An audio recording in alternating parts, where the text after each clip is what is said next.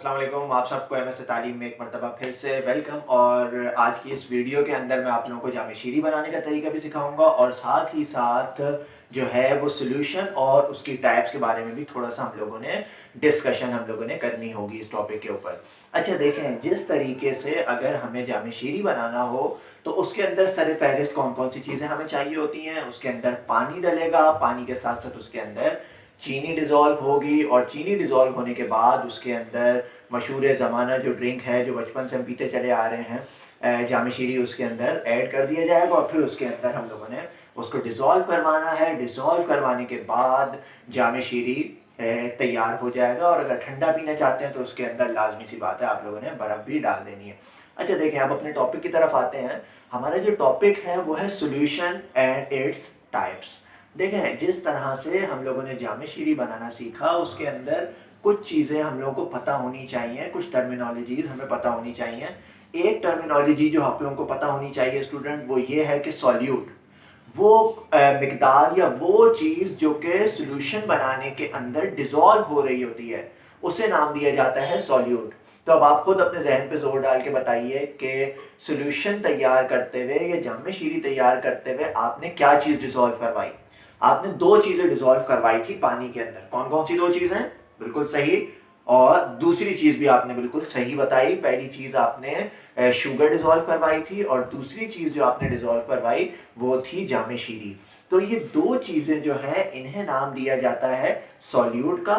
और जिस चीज़ के अंदर ये डिज़ोल्व हो रही हों उन्हें उसे नाम दिया जाता है सॉल्वेंट का।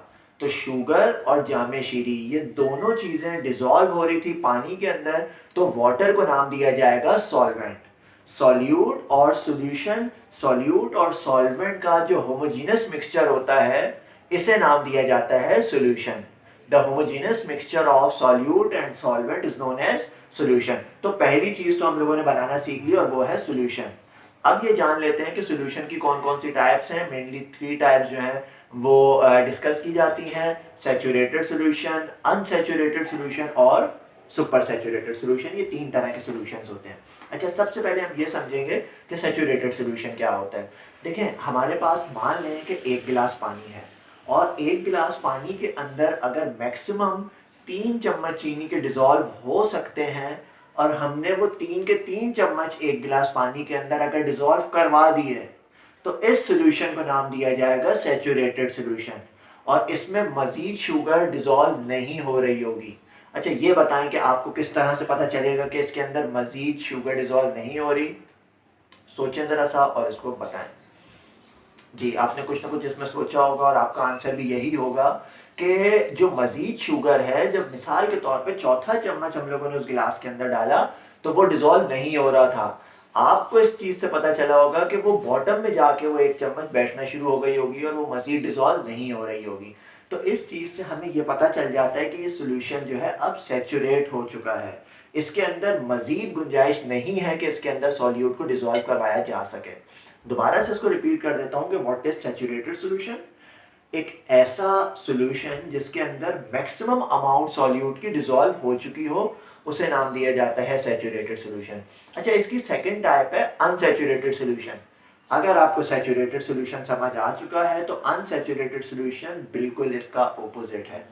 मान लें कि 1 गिलास पानी के अंदर अगर 3 चम्मच चीनी के डिज़ोल्व हो सकते हैं और आपने 3 चम्मच चीनी से कम डिज़ोल्व करवाए हैं, 1 चम्मच डिज़ोल्व करवाया या 2 चम्मच आपने उसके अंदर डिज़ोल्व करवाया, अभी भी इसके अंदर एबिलिटी है मज़ीद सॉल्यूट के डिज़ोल्व होने की, तो इस सॉल्यूशन को नाम दिया जाता है अनसैचुरेटेड सॉल्यूशन का। अच्छा, अब इसकी थर्ड टाइप है। थर्ड टाइप जो है उसे नाम दिया जाता है सुपर सैचुरेटेड सॉल्यूशन।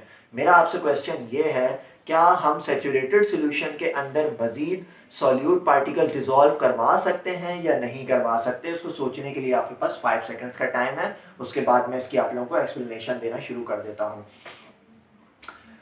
जी जनाब, आपने सोचा और कुछ सोचने समझने के बाद आपने आपके जहन में कुछ ना कुछ आंसर आ चुका होगा। ज़रूरी नहीं है कि आप अगर स्टूडेंट हैं तो आपके जहन में ये जवाब आए। अगर आप स्टूडेंट नहीं भी हैं, कोई ड्यूटी पे जाने वाले हैं, जॉब पेशा हैं, तब भी अगर आप ये वीडियो देख रहे हैं तो आपके जहन में भी कोई ना कोई जवाब आया होगा कि हम किस तरह से सैचुरेटेड सॉल्यूशन के अंदर मज़ीद सॉल्यूट डिज़ोल्व करवा सकते हैं।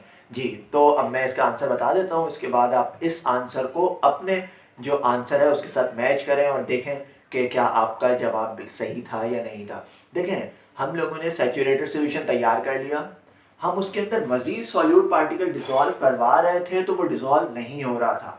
लेकिन अगर हम एक काम करें कि इसी सैचुरेटेड सॉल्यूशन को हम हीट प्रोवाइड करें, तो हीट प्रोवाइड करने से 1 या 2 चम्मच या 3 चम्मच मज़ीद उस सॉल्वेंट के अंदर डिसॉल्व हो जाएंगे। हम ये कह सकते हैं कि सैचुरेटेड सॉल्यूशन के मुकाबले में ज़्यादा सॉल्यूट पार्टिकल्स अगर किसी सॉल्यूशन में डिसॉल्व हुए हुए हों तो उस सॉल्यूशन को नाम दिया जाता है सुपर सैचुरेटेड सॉल्यूशन। और इसमें क्या चीज़ सबसे ज़्यादा ज़रूरी है, वो है बाय प्रोवाइडिंग हीट। आप टेम्परेचर दे के, आप हीट करके, गर्म करके उस सॉल्यूशन को, उसके अंदर मज़ीद सॉल्यूट पार्टिकल्स को डिसॉल्व करवा सकते हैं। तो इस तरह से बनने वाला जो सॉल्यूशन होता है उसे नाम दिया जाता है सुपर सैचुरेटेड सॉल्यूशन। तो ये सॉल्यूशन और उसकी 3 टाइप्स थी जो हम लोगों ने इस लेक्चर के अंदर समझ ली। बॉटम में डिस्क्रिप्शन में आप लोगों को मैं पीडीएफ का लिंक भी दे रहा हूँ, वहाँ से आके जाके आप इसको कॉपी भी कर सकते हैं। प्रिंट आउट निकालना चाहें प्रिंट आउट निकाल लें। और साथ ही साथ हम लोगों ने जो है वो रूह अफ़ज़ा बनाने का तरीक़ाकार भी इस वीडियो के अंदर सीख लिया। तो 2 चीज़ें तो मैंने आप लोगों को सिखा दी हैं इस वीडियो के अंदर, रूह अफ़ज़ा बनाने का तरीका सिखा दिया है आप लोगों को, और एक और मेरी वीडियो थी जिसके अंदर मैंने आप लोगों को चाय बनाने का तरीक़ाकार भी पहले समझा दिया था। इंशाल्लाह देखें ये लॉकडाउन हमें और क्या क्या चीज़ें बनाना सिखा देगा। नेक्स्ट वीडियो में आपसे फिर मुलाकात होगी, तब तक के लिए अल्लाह हाफ़िज़।